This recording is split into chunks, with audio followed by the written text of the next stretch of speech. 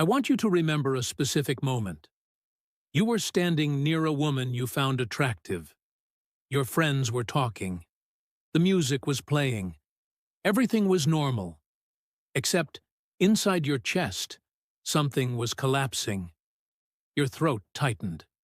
Your mind went blank. And in the space where words should have been, there was only static. You smiled awkwardly. You looked at your phone. You pretended to be busy while the opportunity walked away. Later that night, lying in bed, you replayed it. You thought of everything you should have said. Clever things. Confident things. The perfect response came to you 3 hours too late, and you promised yourself that next time would be different. But next time was the same. This is not a video about pickup lines. This is not about tricks or techniques or manipulation. What I am going to show you goes much deeper. It explains why you freeze, why some men seem to have an invisible force that draws people toward them, and why you have been struggling against a problem you never fully understood. The philosophers who studied human nature for thousands of years discovered something that modern dating advice completely ignores. They found that attraction is not random. Connection is not luck. There are laws operating beneath the surface of every social interaction. And the man who understands these laws holds power that others cannot see. Robert Greene spent years studying the patterns of seduction throughout history. He examined Cleopatra, Casanova, the great figures who moved through society like magnets, pulling others into their orbit. And he found that they all shared certain qualities. Not physical qualities, psychological ones. These qualities can be learned, but not the way you think. The reason you freeze around attractive women has nothing to do with them. It has everything to do with you. Specifically, it has to do with a part of yourself that you have been running from your entire life. Carl Jung called it the shadow. Your shadow contains everything you have rejected about yourself. Every quality you find shameful. Every desire you believe is unacceptable. Every part of your personality that you have locked away because someone told you it was wrong. Here is what most men do not realize. When you stand in front of an attractive woman, you are not afraid of her. You are afraid of yourself. You are afraid that if you speak, your shadow will emerge. The awkward part, the desperate part, the needy part that you have spent years trying to hide. So you say nothing. You play it safe. You protect the image of yourself that you have carefully constructed. And in doing so, you guarantee failure. This is the trap that keeps millions of men stuck. They believe that confidence means eliminating weakness. They think that if they could just remove their insecurities, they would become attractive. So they suppress. They hide. They pretend to be something they are not. But Jung discovered that suppression does not eliminate the shadow. It strengthens it. The more you deny a part of yourself, the more power it gains over you. The anxiety you feel in social situations is your shadow demanding to be acknowledged. The men who have what others call natural game did not eliminate their shadow. They integrated it. Integration means accepting every part of yourself. The confident parts and the insecure parts. The charming parts and the awkward parts. When you stop fighting yourself, something remarkable happens. The internal war ends, and the energy you were using to suppress your shadow becomes available for connection. This is why authenticity is so attractive. Not performed authenticity, real authenticity. The kind that comes from a man who has faced his own darkness and made peace with it. Schopenhauer understood this deeply. He wrote that most people live in a constant state of internal conflict. They want things they believe they should not want. They fear being seen for who they really are. This conflict creates a vibration that others can sense. It makes people uncomfortable without knowing why. But the man who has resolved his internal conflict radiates something different.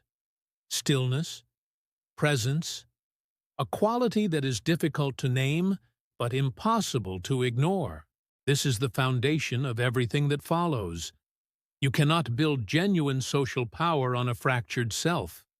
You cannot attract others while repelling parts of yourself. The work begins inside, and most men never do this work because they do not even know it exists. What I am going to teach you in this video is not a surface technique.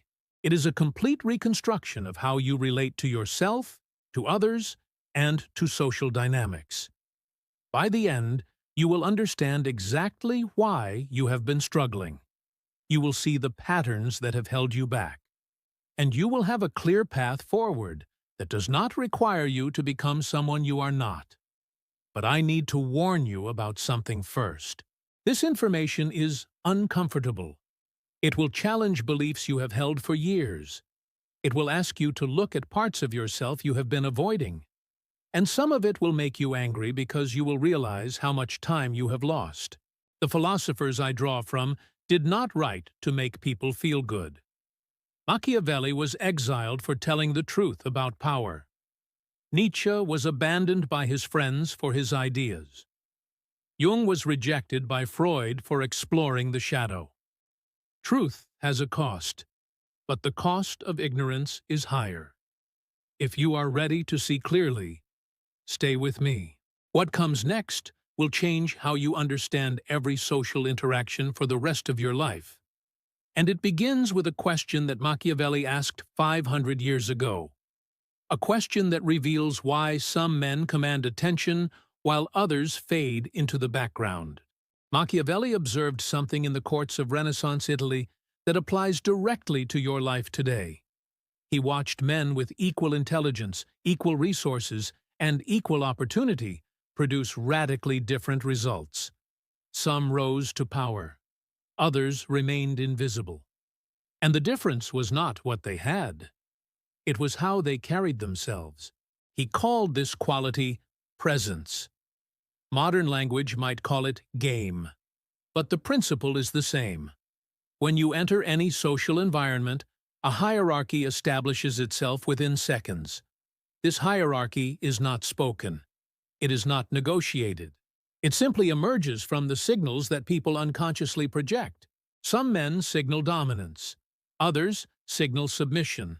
And women, whether they realize it or not, are constantly reading these signals. This is not opinion.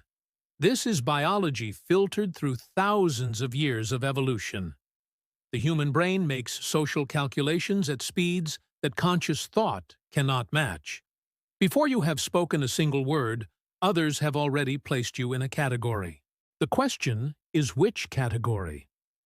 Robert Greene writes about the importance of understanding the unspoken rules of any social game. Most people stumble through life reacting to these rules without seeing them. They feel the effects, but never identify the causes. The man with weak game is not playing badly. He does not even know there is a game being played. Let me show you what I mean.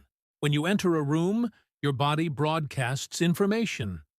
The speed of your movements, the direction of your gaze, the tension in your shoulders, the space you occupy. All of this communicates before language begins. A man who moves too quickly signals anxiety. He appears to be running from something or chasing something desperately. Others sense this and respond with discomfort. A man who cannot hold eye contact signals shame. He appears to be hiding something. Others sense this and respond with distrust. A man who speaks too loudly signals insecurity. He appears to be compensating for something he lacks. Others sense this and respond with dismissal. These signals override your words. You can say confident things while projecting insecurity. You can try to be charming while broadcasting desperation. And the mismatch creates a feeling of falseness that repels people. This is why learning lines and routines never works long-term. The words are surface. The signals are substance. So, how do you change your signals? This is where most advice fails. They tell you to stand straight, make eye contact, speak slowly.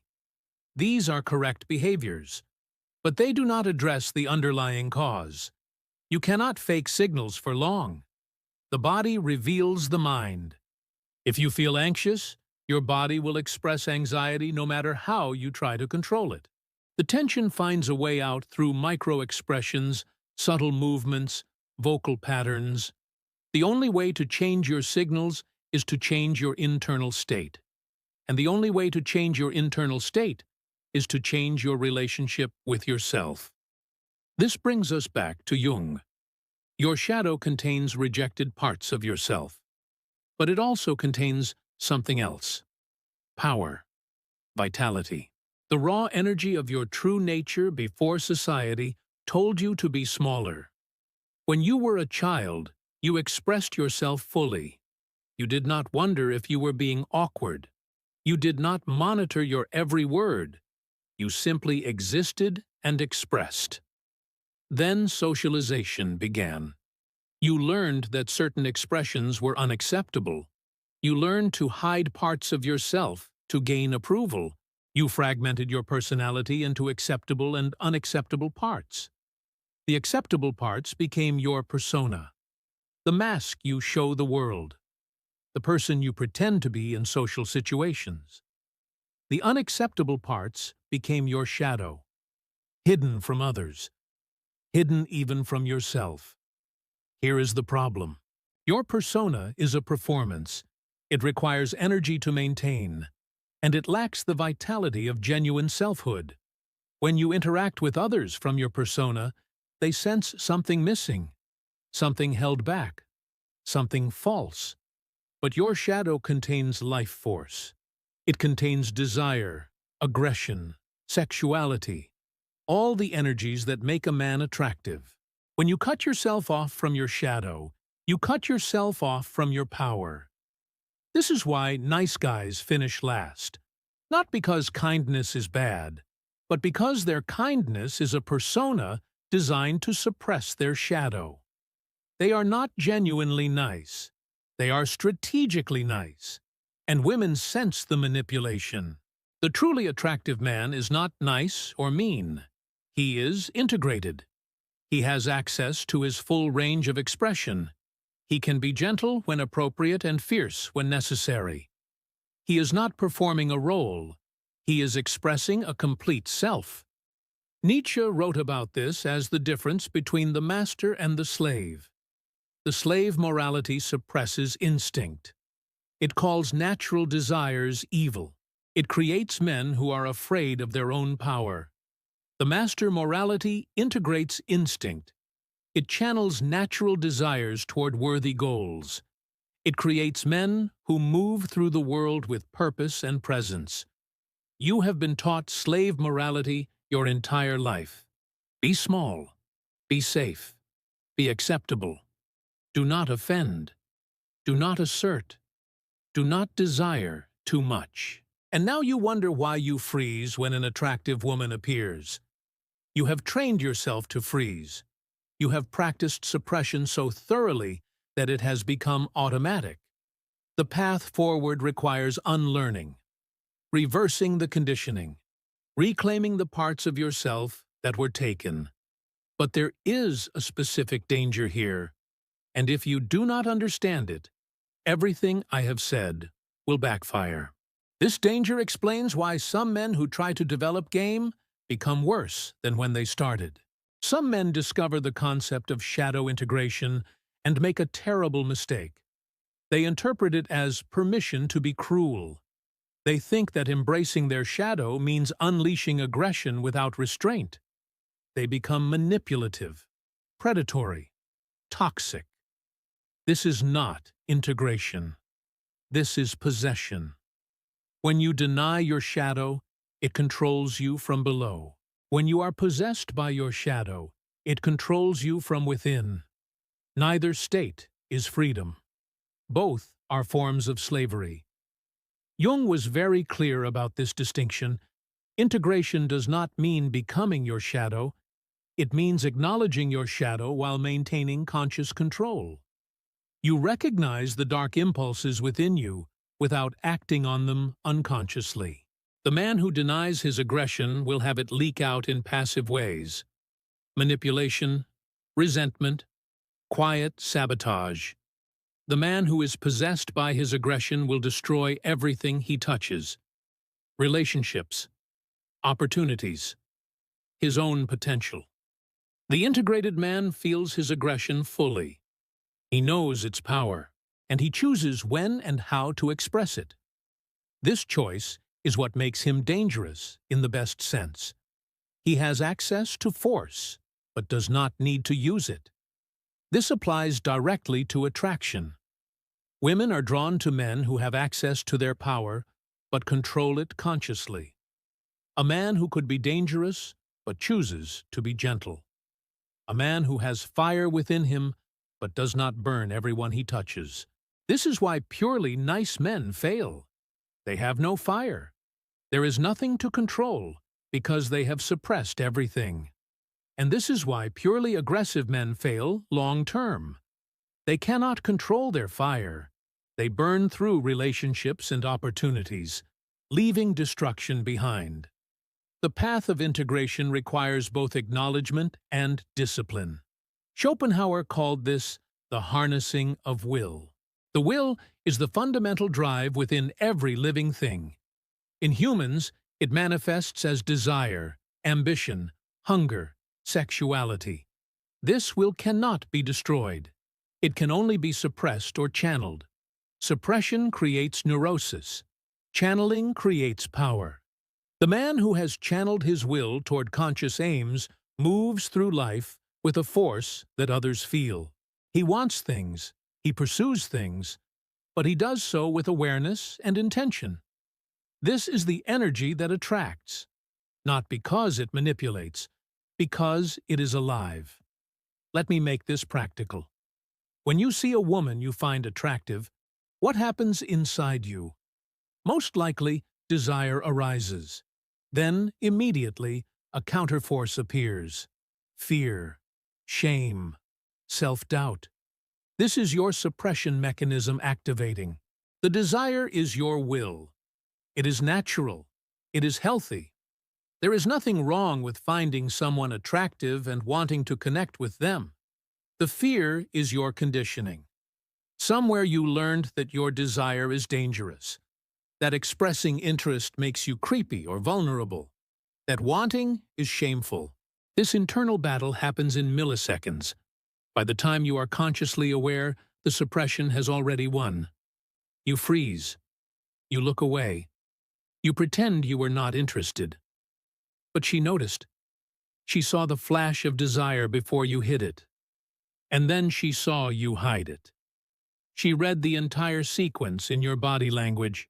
What did she learn? That you are not honest about your intentions. That you are afraid of your own desire. That you will probably be indirect and confusing if she engages with you. These are not attractive qualities. Now imagine a different scenario. You see a woman you find attractive. Desire arises. You acknowledge it internally. You feel it fully without shame. And then you make a conscious choice about whether and how to act on it. Maybe you approach. Maybe you do not. But the choice comes from clarity, not fear. Your body reflects this clarity. Your movements are deliberate. Your gaze is steady. Your presence communicates that you are a man who knows what he wants and is not ashamed of wanting it. Even if you do nothing, she reads something different. She reads self-possession, comfort with desire, masculine energy that is owned rather than leaked. This is the foundation of what people call game. It is not technique, it is internal alignment. Robert Greene writes about the seducer's gaze. It is not predatory, it is appreciative. It communicates desire without grasping. It says, I see you, and I like what I see without I need you, or I will take from you. This gaze is impossible to fake. It only emerges from a man who has made peace with his desire, who does not need external validation to feel worthy, who can appreciate beauty without becoming enslaved to it. Freud understood desire as the fundamental driver of human behavior. He saw that most psychological problems came from the mismanagement of desire. Either it was suppressed into neurosis or it was expressed destructively. The healthy path is neither. It is conscious relationship with desire, knowing what you want, feeling the wanting, and choosing your response wisely. This brings us to a critical skill that separates men who attract from men who repel. It is the ability to read others accurately, to sense what they want, to calibrate your expression to the specific moment. Without this skill, even perfect internal alignment will fail, because connection requires two, and the other person has their own complexity that must be navigated. Machiavelli was a master of reading others. His advice was not about manipulation. It was about accurate perception followed by appropriate action. Let me show you how to develop this perception and why most men are operating blind in social situations. Every person you meet is broadcasting information constantly. Their words are only a small fraction of this broadcast. The rest comes through channels that most people never consciously notice. Body position, breathing rate, pupil dilation, vocal tone, the direction of feet, the position of hands, the speed of blinking, the angle of shoulders. These signals reveal internal states that words often hide. A woman may say she is fine while her body screams discomfort. A man may claim confidence while his posture betrays terror. The verbal and nonverbal often conflict, and when they do, the nonverbal is almost always true. Robert Greene emphasizes that the seducer must become a master observer, not to manipulate, but to understand. You cannot connect with someone you do not see. And most people go through life unseen because most people do not know how to look. Here is what happens when a man with weak game interacts with a woman. He focuses entirely on himself. What should I say? How do I look? Is she interested? Am I being awkward? The internal monologue consumes all attention. Meanwhile, she is broadcasting dozens of signals that he completely misses. He does not notice that she shifted away slightly when he moved too close. He does not see that her smile is polite rather than genuine. He does not register that she keeps glancing toward her friends. He is so absorbed in his own performance that he is effectively blind. Then he is surprised when she makes an excuse to leave. Contrast this with a man who has developed observational skill.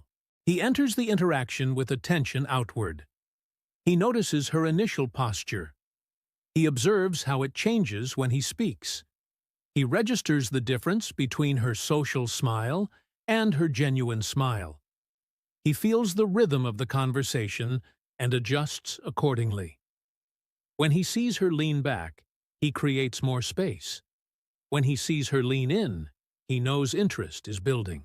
When he senses hesitation, he slows down. When he feels openness, he advances. This is calibration, and it cannot be faked. Calibration requires genuine attention to another person. It requires getting out of your own head and into the shared space between you. This is why self-obsession is so deadly for connection. A man consumed by his insecurities cannot see the woman in front of him. Jung wrote about projection. We tend to see in others what exists in ourselves. The insecure man projects rejection onto neutral faces. He interprets ambiguity as dismissal. He reads hostility into ordinary expressions. This is not observation. It is imagination. And it leads to disastrous miscalibration. True observation requires emptiness, a willingness to see what is actually there rather than what you expect or fear. This is surprisingly difficult. Our minds want to categorize quickly. They want to predict and protect. They fill gaps with assumptions rather than waiting for data. The practice of observation begins with slowing down. Most social anxiety comes from the feeling that you must respond instantly, that any pause will be fatal. But this is false. A brief pause before responding creates space for observation. It allows you to see what is actually happening, rather than reacting to what you imagined. And paradoxically, this pause increases your status. Thoughtfulness reads as confidence. Reactivity reads as weakness. Epictetus taught that between stimulus and response there is a space. In that space lies our freedom. The man who can expand that space has power over his reactions. The man who is collapsed into immediate response is a slave to circumstance.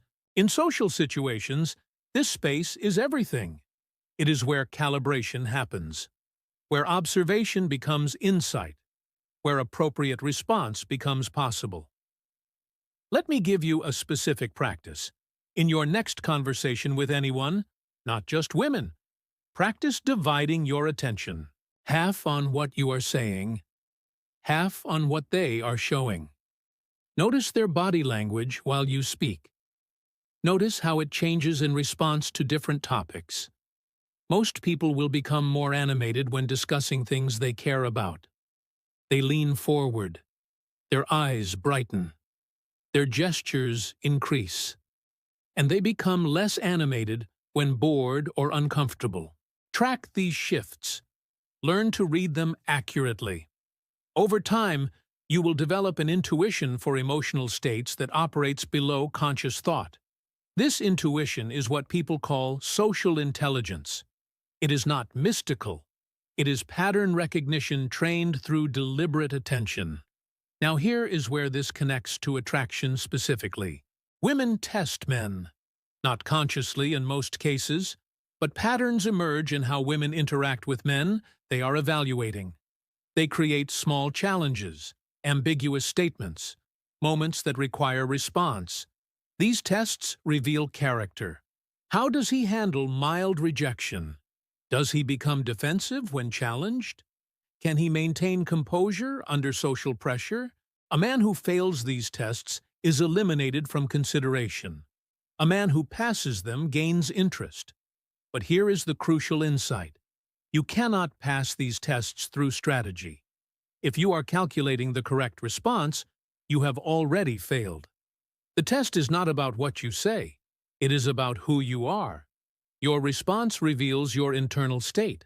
The only way to consistently pass is to genuinely be the kind of man who handles pressure well, who does not crumble at the first sign of resistance, who can laugh at challenges rather than be threatened by them. This is why internal work precedes external success. You cannot perform unshakable confidence. You can only develop it. And development requires specific practices, not abstract ideas, concrete actions that rebuild your psychology from the ground up. What follows is the protocol that creates lasting change, not overnight, but inevitably if followed consistently. Change happens through action, not understanding. You can intellectually grasp everything I have said. You can agree with it completely. And nothing will change in your life until you move. This is the gap between knowledge and transformation. Most men fall into it and never climb out. Albert Ellis developed a framework for psychological change that cuts through this gap. He recognized that beliefs drive emotions and emotions drive behavior. But he also found that behavior can reshape beliefs. The loop runs both directions. This means you do not have to fix your psychology before acting. You can act in ways that fix your psychology. The doing creates the becoming. Here is the first practice. I call it exposure without expectation. Your fear of social situations is maintained by avoidance.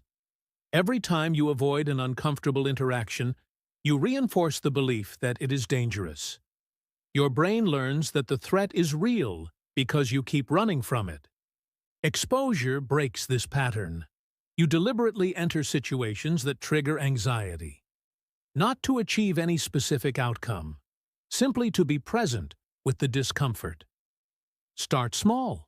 Make eye contact with strangers and hold it 1 second longer than comfortable. Say hello to people you would normally ignore. Ask a cashier how their day is going and actually wait for the answer. These micro-interactions do not seem significant, but they accumulate. Each one is evidence that social engagement is not lethal. Each one loosens the grip of avoidance conditioning. The key is expectation. You are not trying to succeed at anything. You are not trying to impress anyone. You are simply practicing presence in uncomfortable situations. When you remove outcome from the equation, the pressure drops dramatically. This is counterintuitive but essential. Most men approach social situations with invisible expectations. They want approval. They want interest. They want validation. And these wants create pressure that distorts their behavior. When you genuinely release expectation, something shifts. You relax. You become curious instead of desperate. You can actually see the other person because you are not consumed by what you need from them. Marcus Aurelius practiced a mental exercise each morning. He would imagine all the difficult people he might encounter that day. Not to dread them, but to prepare himself to respond with equanimity. He was training his mind to expect challenge and meet it calmly. You can adapt this practice. Before entering any social situation, remind yourself that nothing is required. You do not need anyone to like you. You do not need any specific outcome. You are here to practice presence.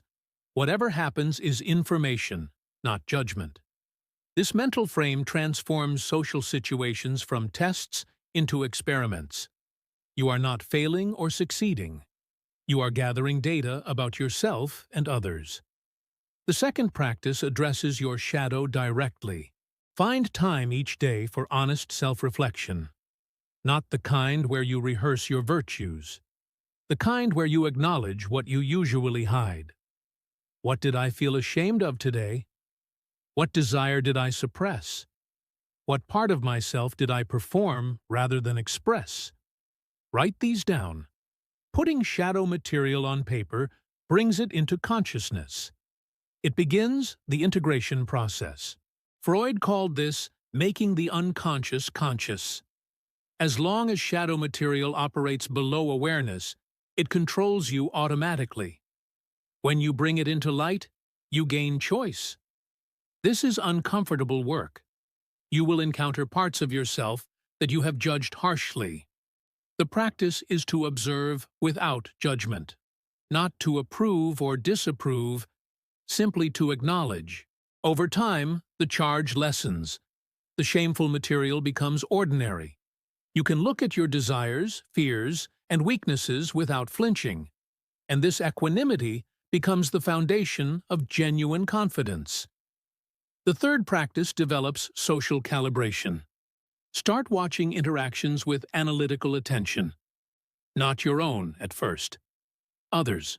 Watch how people at a cafe interact. Notice body language shifts. Notice who leads conversations and who follows. Notice the moment when interest fades or increases. You are training your observational capacity. Like any skill, it improves with deliberate practice. The more you watch, the more patterns you will recognize. Then, begin watching yourself.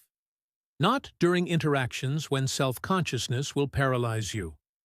After interactions through reflection. What did I notice about the other person? What might I have missed? When did their energy shift? How did they respond to different topics? This retrospective analysis improves future observation. You are building a database of social patterns that will eventually operate intuitively. The fourth practice is systematic desensitization to rejection.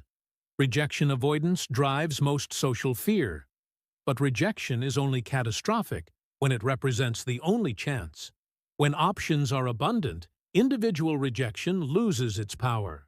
Create deliberate rejection experiences. Ask for things you expect to be denied. Request discounts. Ask strangers for directions even when you know the way. Make requests that have high refusal probability. Each rejection proves survivable. Each proves that the word no does not destroy you. Over time, rejection becomes boring rather than terrifying. This is what high-value men experience naturally. They have been rejected enough times that individual instances do not register. The emotional charge is simply gone. You can manufacture this experience deliberately. And you should, because the fear of rejection is the primary force preventing most men from taking action. Nietzsche wrote that what does not kill you makes you stronger. This is not merely motivational, it is neurological. Facing challenges builds capacity. Avoiding them creates fragility. Now I must address the question you have been waiting for. How does this translate to actual interactions with women? What do you say? How do you approach? What makes the difference between connection and rejection? The answer is simpler than you expect, and it depends on everything we have covered so far. Here is what actually matters in attraction. Not what pickup culture tells you.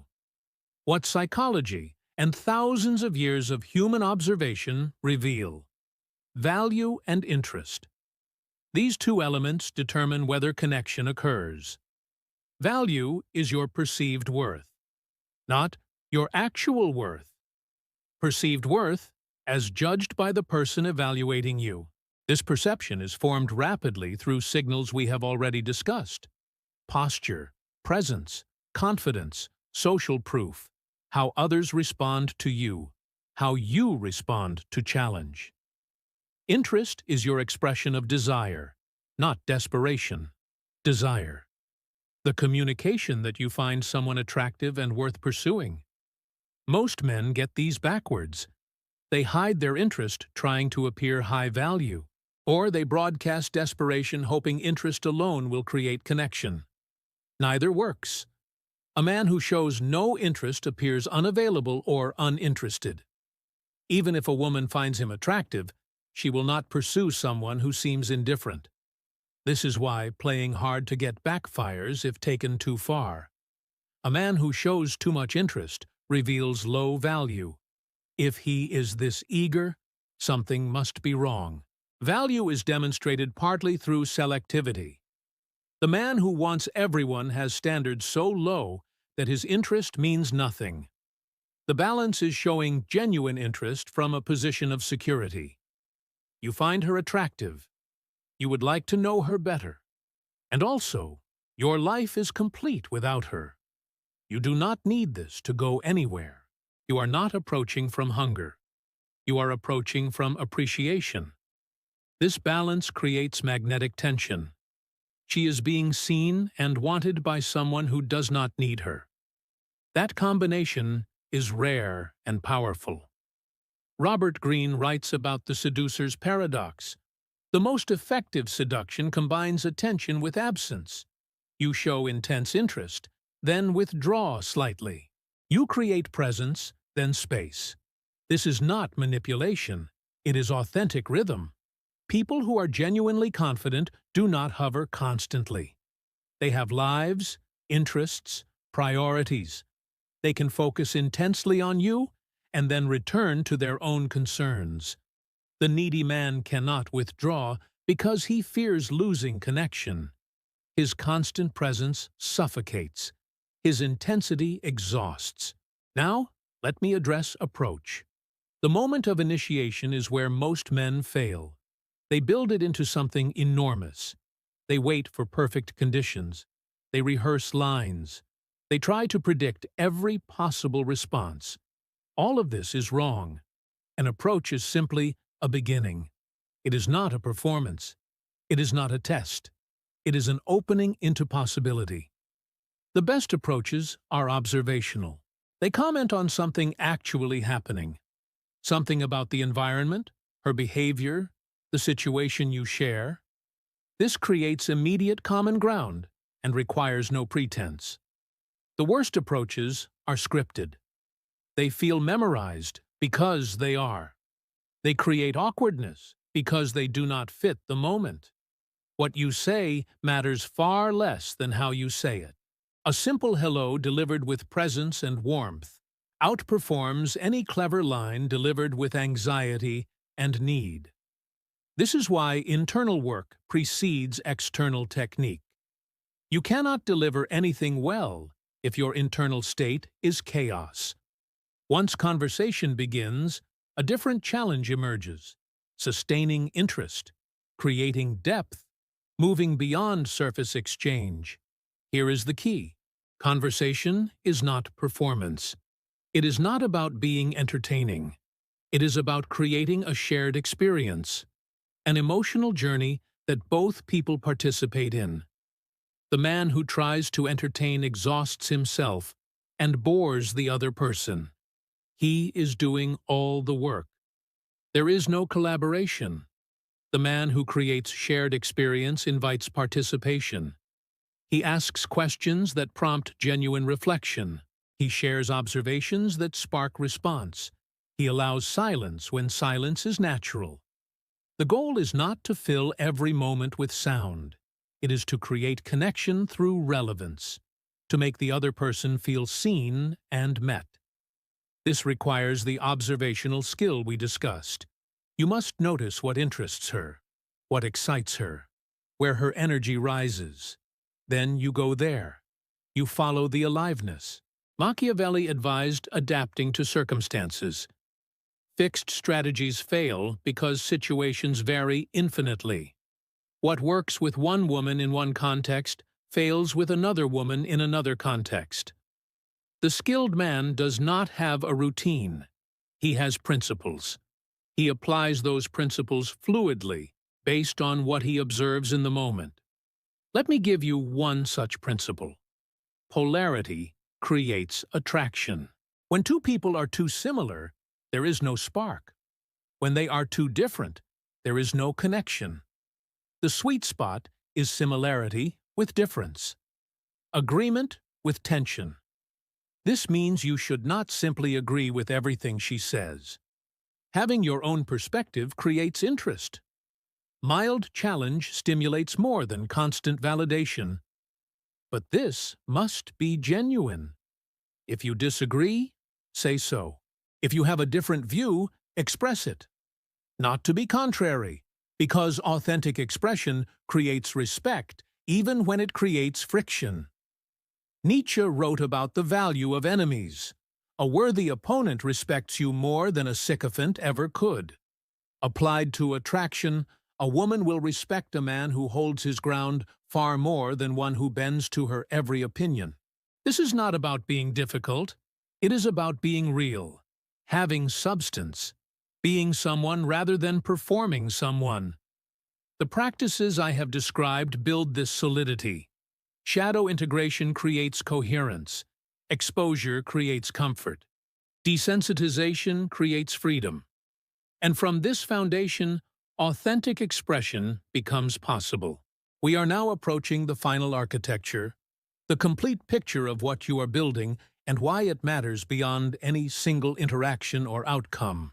Everything I have taught you serves a purpose beyond getting girls.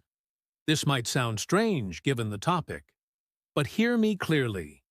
If attraction is your only goal, you will fail. Paradoxically, because the man who is desperate for attraction repels it. What you are actually building is a self, a coherent, integrated, present human being who moves through the world with purpose and power. Attraction is a side effect of this construction, not the goal, the result. Schopenhauer warned against making happiness the direct aim of life. He observed that those who chase happiness directly never find it. But those who pursue meaningful engagement with life find that happiness follows. The same applies here. The man who chases attraction makes it his measure of worth. When he gets it, he feels valuable. When he does not, he feels worthless. This dependency creates the very desperation that repels. The man who builds himself finds that attraction comes naturally. He is not measuring himself by external validation. He has intrinsic worth.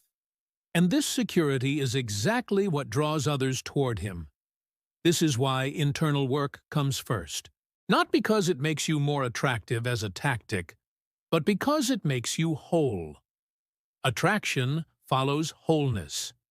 Jung spent his entire career studying what he called individuation, the process by which a person becomes fully themselves, integrating shadow, developing consciousness, creating meaning from chaos. He found that individuated people have a quality that is almost magnetic. They are simply present in a way that most people are not. They have stopped fighting themselves. They have stopped performing. They simply are. This is your destination, not a technique, not a persona, a way of being. The practices I have given you are steps on this path. They address different aspects of the fragmentation that keeps you stuck. Together, they rebuild you from the ground up. But I must be honest about the timeline.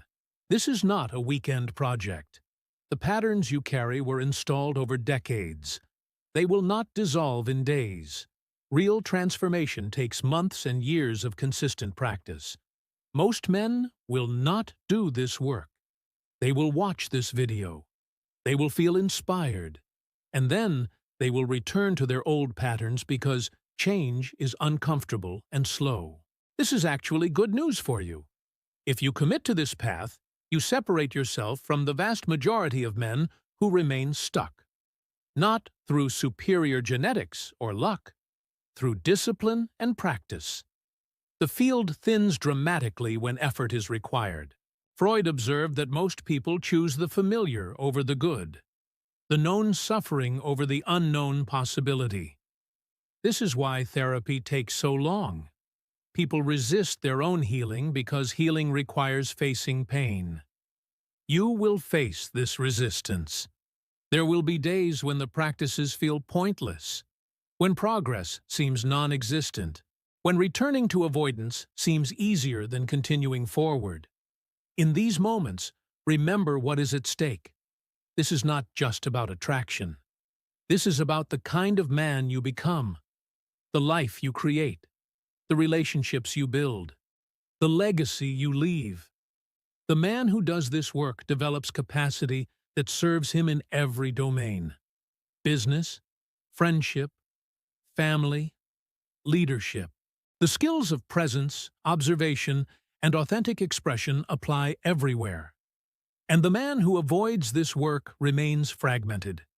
He will continue to freeze, continue to hide, continue to watch opportunities walk away while he stands paralyzed by fear.